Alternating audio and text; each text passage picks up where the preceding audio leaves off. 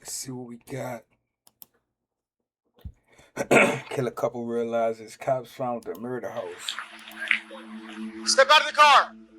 Man, move over here! Hands up, please. Why are you doing this? Let me ask you this. What did you do to that girl? You said what? What did you do to that girl?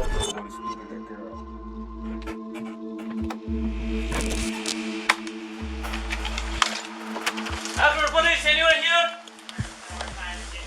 If anyone's up there, come down with your hands up now! I think there's blood on this wall. Yeah, this looks like dried blood. These cops just found the bloodstains of a missing girl. Samantha Guthrie left her mother's house the previous day, never to be seen again, and her blood was just discovered on the walls of this abandoned house. But the police are about to realize that this is a couple's murder house. And the killers have already fled across town, hunting for their next victim. Why don't you explain what's going on? Just really chased us. What's wrong? With no idea who the next victim of the killer couple could be, and with time running out, detectives find themselves entangled in a web of multiple suspects, all tied to the abandoned murder house. You're looking at some serious problems. I got nothing to say to y'all. Got my attorney present. Nobody else sitting here. I got nothing to say. Help us. This is serious. She's never been killed like this. Mother called police, worried that her daughter had vanished without a trace. It had already been more than a day since anyone had seen 18-year-old Samantha Guthrie, and the cops arrived quickly to take her mother, Joni's, statement. Hello. What's going on? I need to file a missing person. Okay, for? My daughter. Okay. How old's your daughter? She's 18. Okay, so what makes her missing? 23 or something. We can't find her. We got a call yesterday saying she was shot in the head, thrown in the trunk of a car, and they took off. The police were called yesterday. They went over to the house that it supposedly happened at. They checked. They said they didn't see anything. Right. Okay. And where was this supposed to be at? On Lillian. Lillian. Where's Lillian at? I've never heard of it.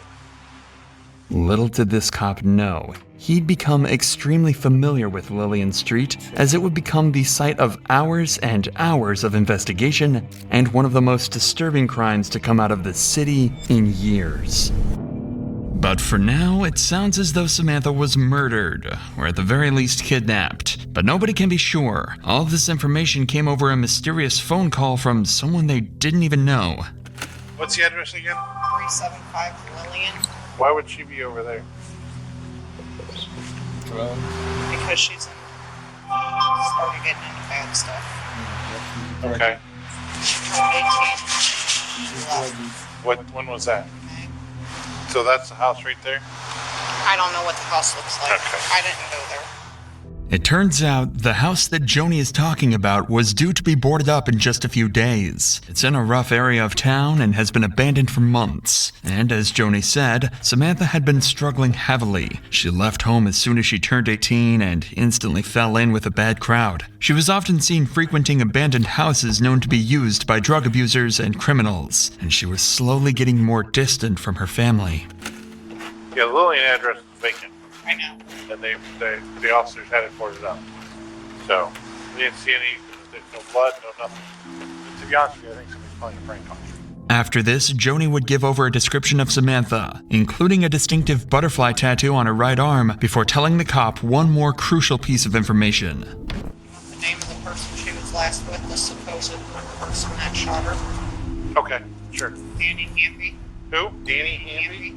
This wasn't a familiar name to police, and the officer still wouldn't seem to be too worried by the situation, but that would soon come to change. Because the very same evening, after publishing a missing persons report of Samantha, a lone man would come to police claiming he knew exactly what happened to her, and would lead police to launch a months-long investigation into multiple people, all connected to the abandoned murder house. But before we get to that, I want to tell you about Surfshark, the sponsor of today's video. Them to her body. All right, today is Tuesday, and we're here with, what's your first name? John Marshall. All right, so we're here to talk about... Grab your Surfshark for less. Back to the... And the morning after, in Akron, police had just published a detailed description of Samantha. And the morning after, a very worried man would contact and claim to have details that could either save her life or lead them to her body. All right, today is Tuesday, and we're here with, what's your first name? John Marshall. All right, so we're here to talk about something that happened over on Lillian Street back in November 4th. Mm-hmm. All right, why don't you tell me about what happened that night? John Marshall was the first of many witnesses in this case, and he got in contact with the cops after hearing that they were looking for Samantha. Apparently, he was actually at the house on the night everything happened, and saw it all with his own 2 eyes. The problem is, it almost sounds too good to be true. The cops don't know Marshall and can't necessarily trust him to give a truthful statement, meaning they'll have to verify all evidence he gives over. So as Marshall talks to the cops, we'll be keeping track of each piece of information and then following how the cops investigate and verify it all in order to hopefully solve the case and find Samantha. Sam had been trying to get a ride over to the house for a few hours. I didn't feel like driving anymore to go pick her up, so I didn't pick her up that night. And a few hours later, she showed up from an Uber, I'm guessing, that her dad had. All right, now when you say the house, what's the address? 75 William. Okay. I'm guessing, from what I've been told, her dad paid for an Uber for her to get over there. Okay. This is already an easy piece of information to verify. If Samantha's dad did pay for the Uber, then he'd certainly remember that and be able to confirm it. And conveniently, the cops had interviewed her dad a few hours later, and he did indeed tell him that he'd bought her an Uber that night. On top of that, the address Marshall gave was also correct, so it seems that he's turning out to be trustworthy so far. But I was walking to the Circle K on Copley and Rhodes to get cigarettes and a soda when I seen her and Yoshi walking to the house on Lillian. And about a half hour after I got back to the house, and half hour, 45 minutes or so, Danny showed up and knocked on the back door. I answered the door. Now, how do you know Danny? Just in passing. Do you know him from the house? Yeah. And you know what his last name is? Amby. Now, things are starting to get weird. That's the name that Joni said could be the killer, and Marshall seems to know him and the people he's friends with. Okay, was he by himself? No, he was with Tony. Okay. Is what I was told her name was. And that one black guy that I've never seen before. Okay, do you know what he looks like? Yeah. I think, what's his name? Marcus? Something with an M, I want to say. Or what's he look like? William. Okay, William. All right, what's he look like? Tall, about 6'2", 6'3", 225, medium build, okay, dark skin. So they came up to the back door? Yeah. All right, and they knocked on the door? Yeah. And who let him in? I did. Okay, so you let him in, and then what happens? They went upstairs and talked to Jody. Upstairs in Jody's room was Jody, Kim, Kate, Sam, then Danny and Tony, and William stayed downstairs. This is incredibly useful information that Marshall is passing over. He's just given the names of 6 potential witnesses and suspects, and he seems to know them all personally. If this is all true, then Marshall could have just taken this case from no leads at all to almost too much to handle. The only thing the cops need now is verifiable information about exactly what happened to Samantha. That's when the detective asks this question, and gets much more than he bargained for. All right, so Sam and all of them were upstairs. Yes. So what happens next? I didn't hear any yelling or anything, but music was playing. Mm-hmm. And Sam came downstairs looking kind of distraught, and she looked at me. I'm like, then go out the back door. Go out the back door. If you know, she kind of looked like she was panicking, so I'm like, leave. Right. But she went to the basement, and 2 or 3 minutes later, I heard a little bit of a commotion, and then Sam came upstairs first, and she had like a little bit of a bloody nose. Okay. Or a busted lip, I couldn't tell. And she went back upstairs to Jody's room. Danny and Tony followed. Like followed her or chased her? No, followed. They just kind of, followed. And 5, maybe 10 minutes later, Sam came running down the stairs. Danny was right behind her, and by the time she got to the 4th or 5th stair down from the living room floor, he shot her in the back of the head. Damn. It doesn't get much clearer than that. Apparently, Samantha then fell to the ground, and the house fell into disarray. Two men named Yoshi and William then started to order Marshall and his friends around before helping to carry Samantha's body to a vehicle outside. The detective was starting to get a perfect picture of what this case really was, but there was still one burning question. Okay, is Sam alive? It sounded she was making noises, but in my past experiences, it sounded more like death gargles, your body's shutting down. Okay. Honestly. So she's still kind of breathing at this point. Yeah, but she got shot in the back of the head by 8 to 10 inches away with a Smith & Wesson MP40. Okay.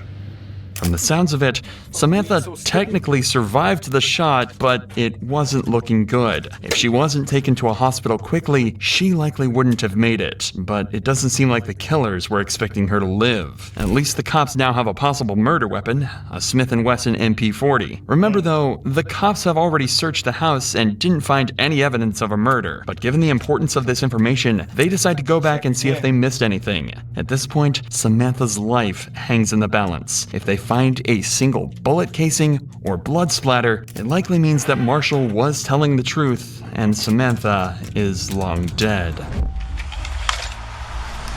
12 just pulled up. After police, anyone here? Make yourself known.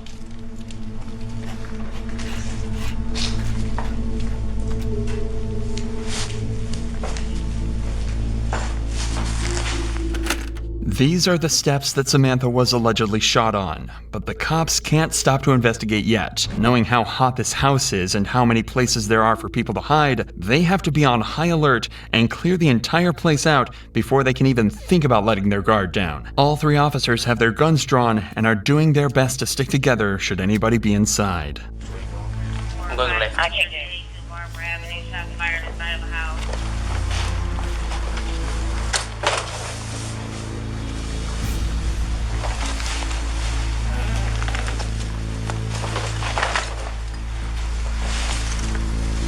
Clear.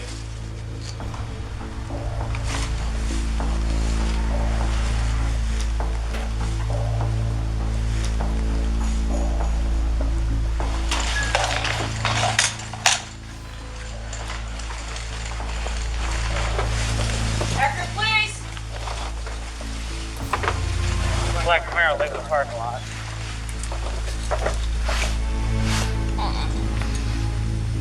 By the looks of it, Dad came here.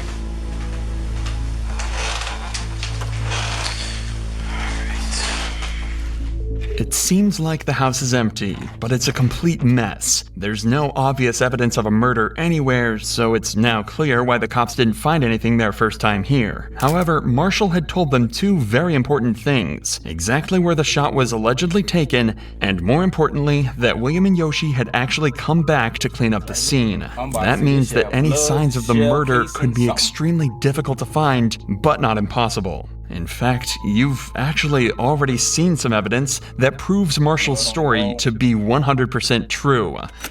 Take another look at the marking on this wall, right below the crack. It's a little difficult to see, but that isn't graffiti. That's Samantha Guthrie's blood.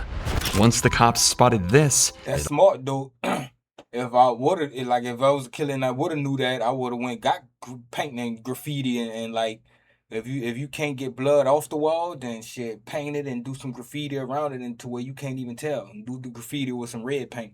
all fell into place. Multiple blood spatters that hadn't been cleaned up were found on the walls, as well as the bullet casings that looked similar to the bullets that the Smith & Wesson MP40 uses. Marshall was telling the truth. Danny and Tony were now wanted for murder, and they had 4 other witnesses they could use to track them down and convict them. And in fact, they wouldn't have to wait long, as police were soon called to a house where a girl claimed a couple had chased her with a gun.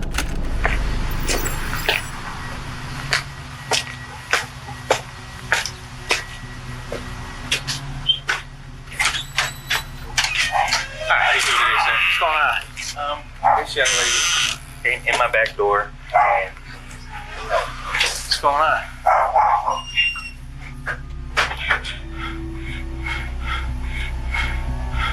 You want to step outside and talk?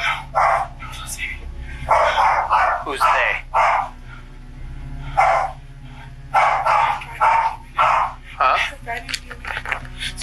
get EMS or anything?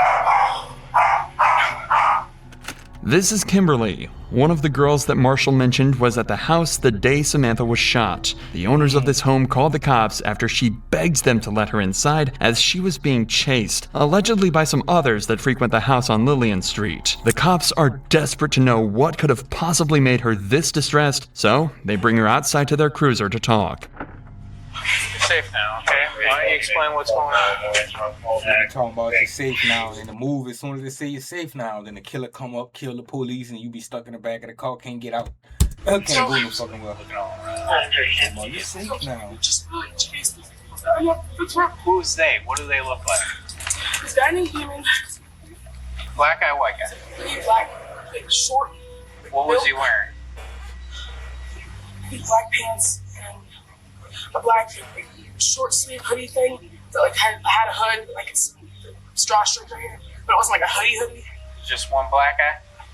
You know, they was with a bunch of white guys. And I think a black and white guy? There was a black guy, like 3 white guys, and then a mix. I think I don't know.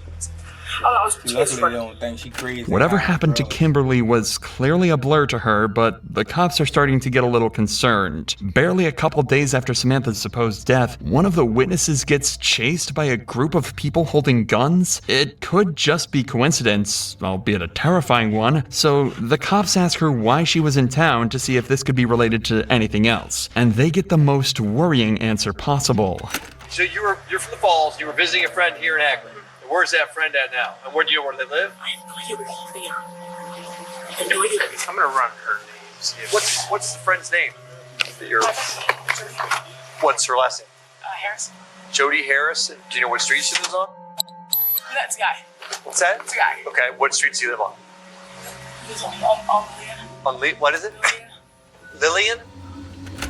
The only reason Kim was in town was to meet her friend Jody on Lillian Street, and she doesn't know anyone else from around here. That's when the cops come to a horrifying realization. They think Kim was just attacked because she was a witness to Samantha's supposed murder, and now they have a terrifying situation on their hands. If they don't track down the killers and all their accomplices quickly, they could be looking at a lot more than just one murder. This case had now become a top priority, and all local officers and detectives were on high alert for any leads that could help them find even just one of the suspects. And that's when they got a potentially life-saving call. A man was claiming that Danny and Tony had pulled a gun on him inside the house, and that the suspects were now in the parking lot outside bragging about killing somebody just days earlier. Cops immediately headed to the scene, thinking this might be their chance to catch the lead suspects behind Samantha's disappearance. Better take it on the chin. Step out of the car! Step out of the car! Man, move over here. Step out of the car. Hands up, please. Hands up, please. What is that? Okay. Put all that stuff down. Put it down. Why? Just don't act surprised. Put it down. Why are you doing Hands this? on top of your head. Why are you doing this? Stay right there. Turn around. Turn around. Nope. Stay right there. I'm telling you for now, okay? I'll explain to you what's going on in a second. Do you have any sharp on you? Any weapons or anything? Don't reach for nothing. Do you have any weapons on you? Have a seat. Stand up for me.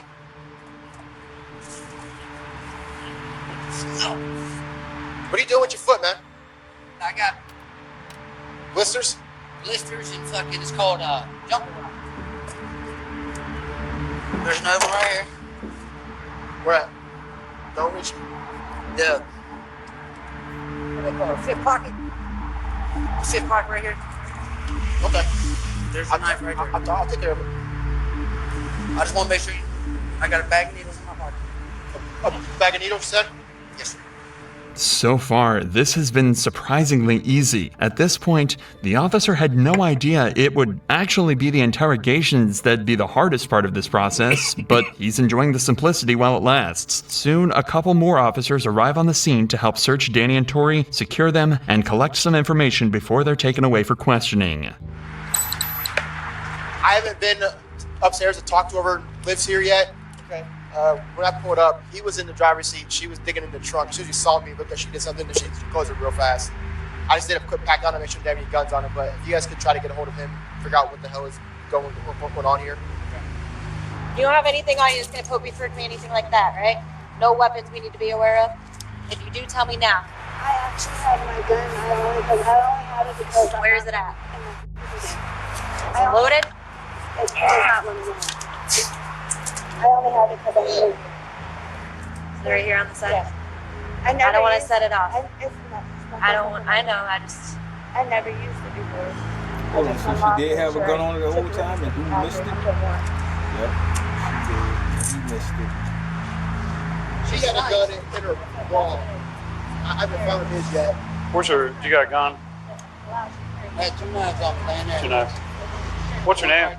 Danny Campbell. Is it okay if I check your pockets here real quick? Yeah, we're not trying to give you a hard time. We got a call that people with guns and warrants and things like that. Warrants? Yeah, you lying. You have to look at there a little bit of... Fentanyl? No, hell no, oh Lord, no. What is it? Meth. Meth? You just touching shit with no gloves on. There you go, man. Eventually, the officers brought Danny and Tony back to the station for interrogation, and this is where the hard part started for the detectives. Lieutenant Whitten, Detective Ross. Hey, got him a fresh pair of free socks. So, they got you with a gun. Thought they got her with a gun. You okay? I want my attorney. Yeah. Okay, can I read what you did anyway? Yeah. For the record? You have the right to remain silent. You understand this, right? Here, it's important to note that Danny thinks he's been brought in just because of the gun incident. At this point, he is unaware that police have him and Tony as lead suspects for Samantha's disappearance. Detectives are doing this to potentially lead him into a fake story or timeline that they can prove wrong later. You've indicated that you want to talk to your lawyer? Correct. I don't know what it's about, but I still want my attorney. I know that. Okay. I do this. All right, I don't know what to do about your... I got 11 numbers. Give me my attorney. All right, man, I don't know what we can do about your freezing, but maybe get you out of here as soon as we can. How's that? While you're here, can we cover, at least cover something? You can talk, right? Don't say nothing. You mind if we get some swabs from you? Like I said, you can talk, right? Don't say nothing. All right. Look, I'm gonna tell you like this, man. I got 11 numbers, 23 years in the system. I ain't got nothing to say to y'all. Got my attorney present. Nobody else sitting here. I ain't got nothing to say. Danny's been in this situation before. That nigga handled like a G. Like, you can tell he been through this shit before. And he know once he go behind that wall, all this shit come out, and then they're gonna be on your bumper, your paperwork, all that shit come out. So And he knows exactly what to do. At the very least, stall the detective's process for as long as possible. He's staying quiet and refusing to speak without an attorney present, as is his right. So the detectives have no other choice but to switch over to Tony and see if she will budge instead. Have a seat there, everyone. I'm Lieutenant Whitten. This is Detective Ross. Hello. Hi. But I didn't know anything else going to go. I never had a weapon before in my life. My mom gave it to me because I started working here at Lincoln. she start talking before nigga ask no. Soon as you sit down, start talking. Look, I ain't never So as soon as she sat down, I ain't asked her a question yet. Rights, okay. They already did that. Okay, good. Okay, you understand him and everything? Okay. There's a girl that's missing. And we have strong reason to believe he's involved in her disappearance. He couldn't do that. So, He couldn't do that. why couldn't he do it? Because he's not that type of person. Okay, but like I said, we have a lot of information pointing to his involvement in this girl's disappearance. So what I want from you to know if you've ever seen this girl before, and think hard before you answer, because we want to know if you've seen her. Okay, and you've never seen her before, that's true. They're deciding to be a lot more upfront with Tony and treat her not as a suspect, but more of a witness. It's likely she wouldn't confess to being involved in the murder, but they think there could be a chance that she'd turn Danny in if she thought it meant she'd get away. Unfortunately, though, having been on the wrong side of the law in the past herself, she's not about to help the cops out so easily. I'm gonna be straight with you. He's looking at some serious problems. And from what you're telling me, if you were with him that whole time the past 3 days, which she went disappeared in the last 3 days. So if you were with him the whole time, you know what my next leap is. Well, that's ridiculous because he was with me. We were in Warren. Think real hard, because this is very important to what happens with you in the future. Okay? No, I get that. I'm not that stupid. Okay, hang on. Hear me out. So this is not a misdemeanor crime we're investigating. We don't do that, okay? When we get involved, something bad has happened. We know some other stuff went on this weekend, specifically yesterday, Saturday night, at a house in Akron. So I don't want you to get in any trouble with something that you were just along for the ride. But if you're gonna sit here and tell us with you the whole time, you think you're helping him, but you're not. You're hurting yourself. Let me tell you about the house where it happened at. We've talked to people that's been at the house. They were all at this house where this girl disappeared from. In fact, something bad happened to her at the house. You know why we know that? Because the guys, we've already talked to him all day. We spent all day talking to him. And he gave us detailed accounts of what happened at that house. You have to think hard about how you want to handle this, because if you're going to sit here and vouch for him, that can get you caught. That can get you in trouble.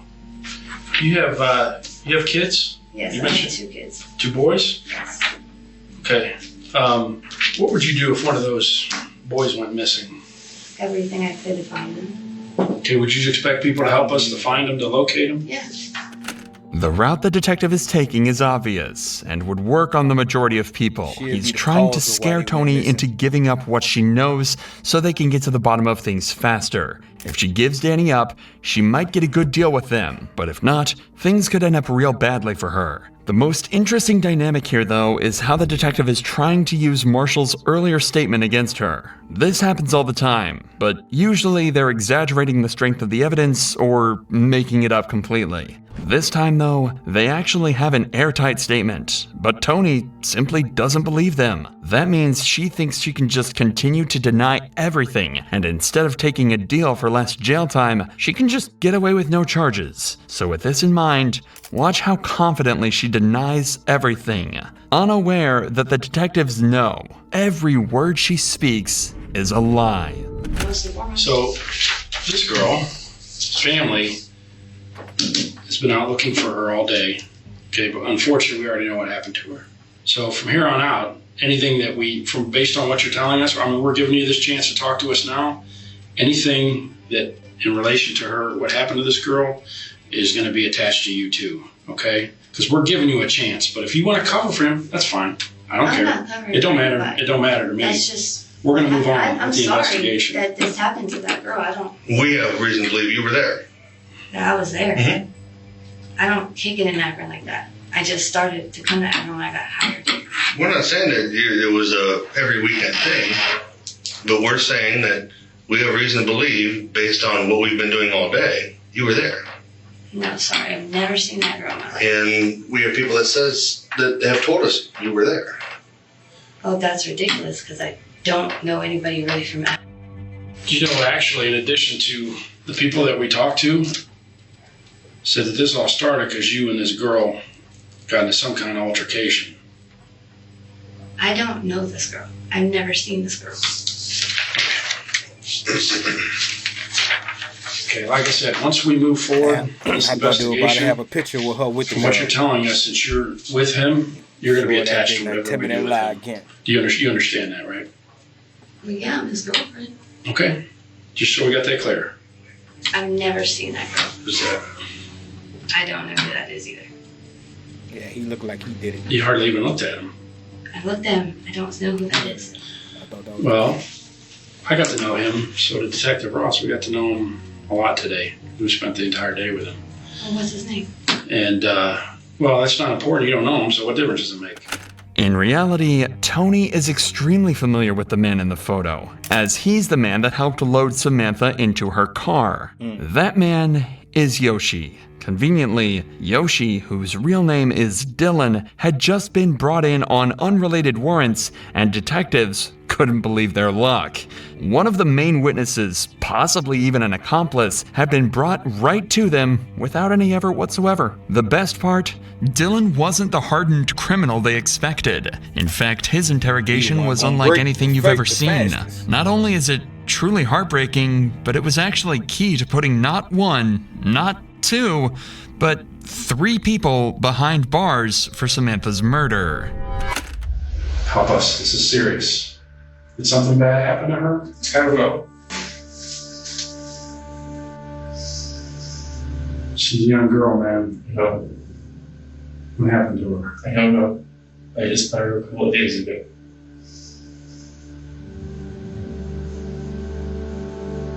Help us. Help us. Keep saying it. Have you seen something bad?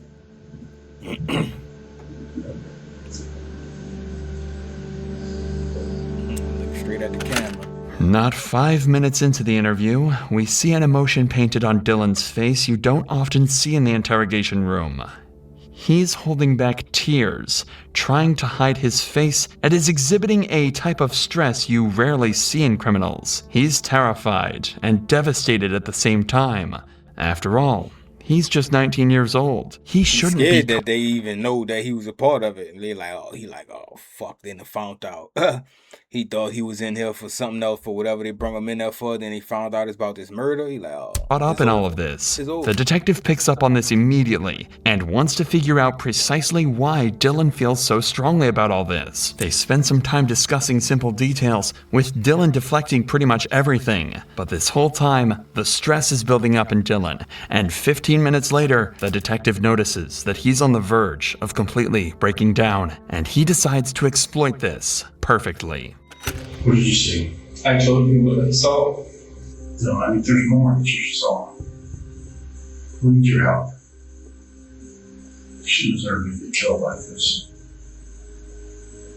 Help us. What if this was your family member, your sister? Hey, there comes a time where in your life where you have to make a right decision, do the right thing. We need your help. She's actually dead. Okay. Is she? Well, I was about to say, was he asking or telling? That's what I'm talking to you about. Did you see something that happened to her? If we talk about it, you're going to feel like the weight of the world is off your shoulders.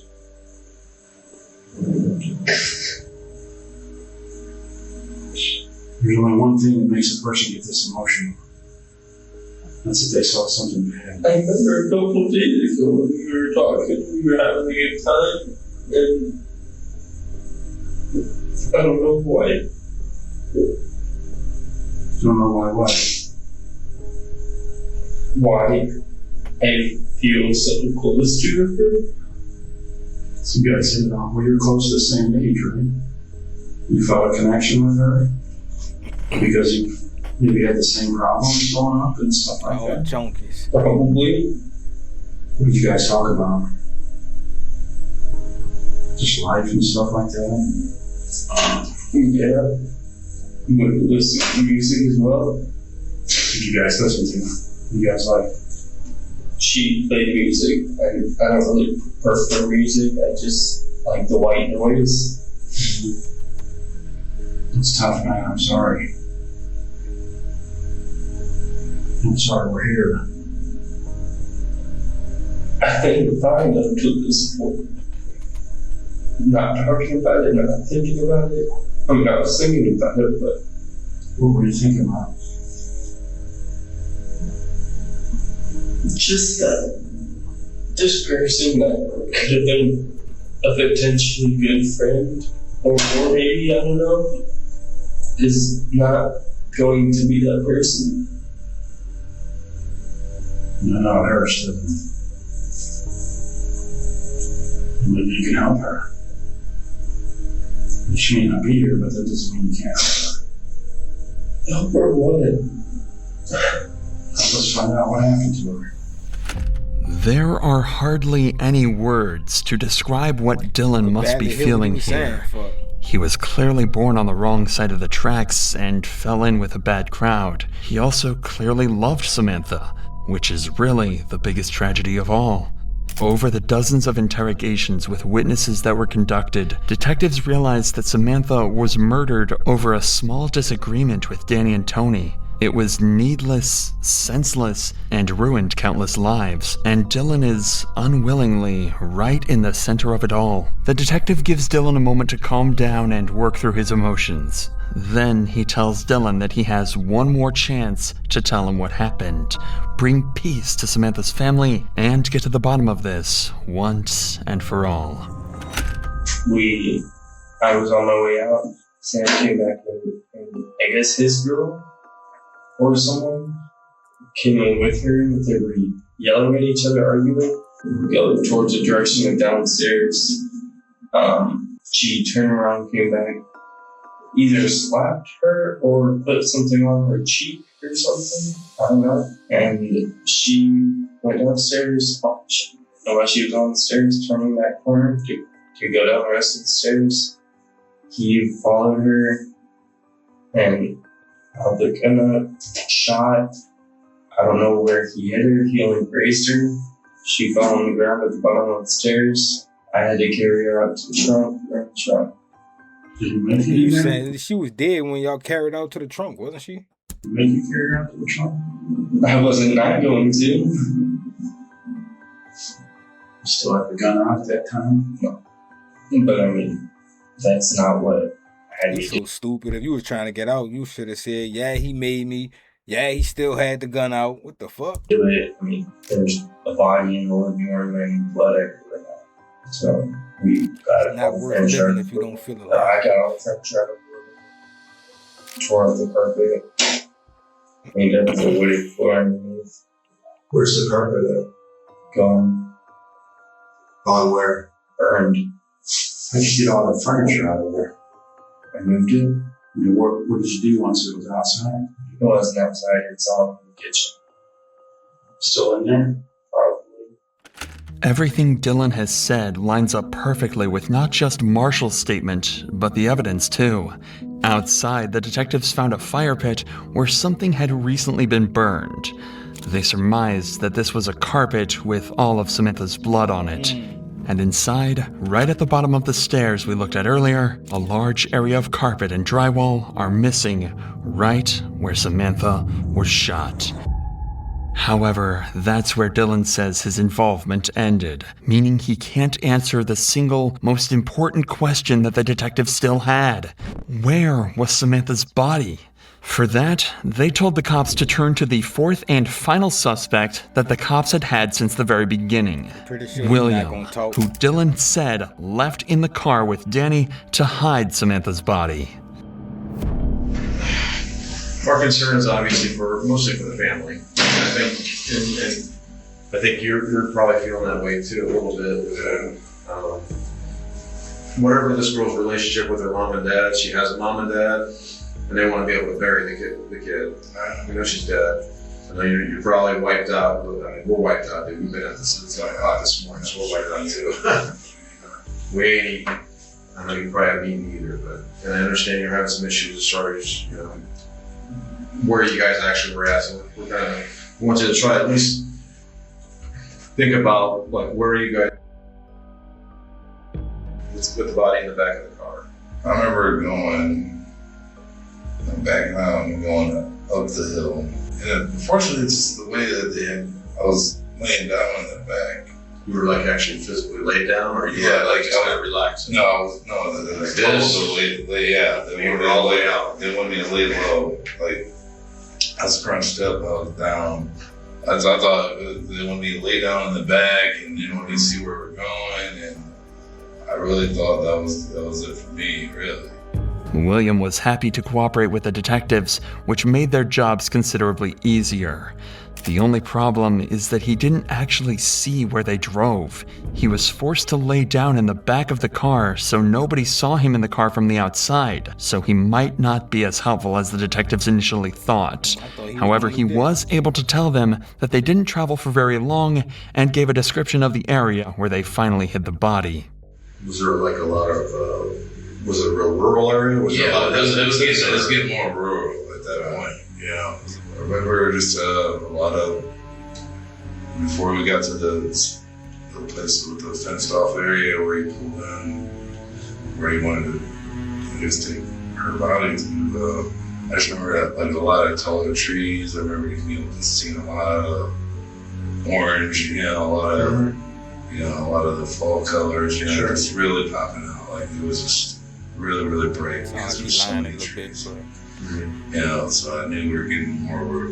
Then I popped up to get out of the car. I guess it was just like a 2-lane road, but not really marked, just a 2-lane road. I didn't see any cars coming and going. It wasn't the most detailed description ever, but it turns out it was all they needed. A few days later, an officer mentioned they might know an area just outside of Akron that matched the description. So they sent out a patrol car to search the area. And, sure enough, they found it. Samantha's body lying amongst the dirt, not even buried, just dumped out in the open. Immediately, they were able to identify it by the butterfly tattoo on her arm that her mother had mentioned all those days ago. Their search had finally come to an end, and her family could finally make peace. The only question now was what to do with the suspects. The detectives clearly named Danny as the murderer, with Tony having a large role in the murder too. However, despite how helpful William ended up being, the rest of his interview and other witness statements implied he had a lot more to do with the murder than he initially let on. So he was charged with abuse of a corpse and tampering with evidence, with a sentence of 10 years. And the court had to decide on the fate of Dylan, the 19-year-old. They decided that he shouldn't have been involved in this, and given a second chance, he might be able to get his life back on track. So he was charged with tampering and obstructing, but he was only given 5 years of probation. As for the killer couple, Tony was given 16 years for tampering with evidence and obstruction of justice, and Danny was charged with murder and abuse of a corpse, and given a life sentence with the possibility of parole after 24 years. Thanks again, Surfshark, for sponsoring this video. Head over to surfshark.com. I thought it was gonna be for me to really be, but I guess it had me tuned in for 40 minutes, but it ain't good as I thought it was gonna be. But it was cool. If y'all like that one, Do it for the bar, just do it for the bar, just do it